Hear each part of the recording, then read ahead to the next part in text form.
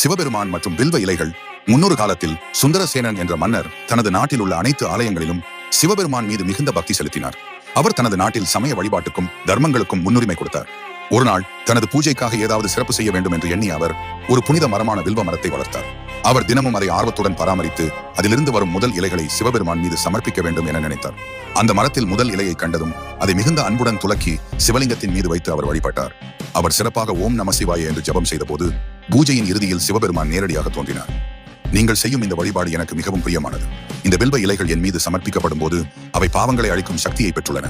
அதனால் நீங்கள் தவிர இந்த பூஜையை செய்வோர் அனைவருக்கும் என் அருள் கிடைக்கும். வில்வ இலைகள் உடலில் உள்ள நஞ்சுகளை அழிக்கும் சக்தியை கொண்டுள்ளன. புனித ஆற்றலை கொண்ட வில்வ இலைகள் சிவ பூஜையில் முழுமையான துயரத்தையும் அகற்றும். சிவபெருமான போது சுந்தரசேனனிடம் ஒரு அருள்வாக்காக கூறினார், என் மீது வில்வ இலைகளை சிரத்தையுடன் சமர்ப்பிக்கும் பக்தர்களுக்கு நான் எந்தவித துயரங்களையும் அனுமதிக்க மாட்டேன். அவர்கள் வாழ்வில் சாந்தியும் ஆனந்தமும் நிலைநிறுத்தப்படும். அந்த நாள் முதல் வில்வ இலைகள் சிவபெருமானின் வழிபாட்டில்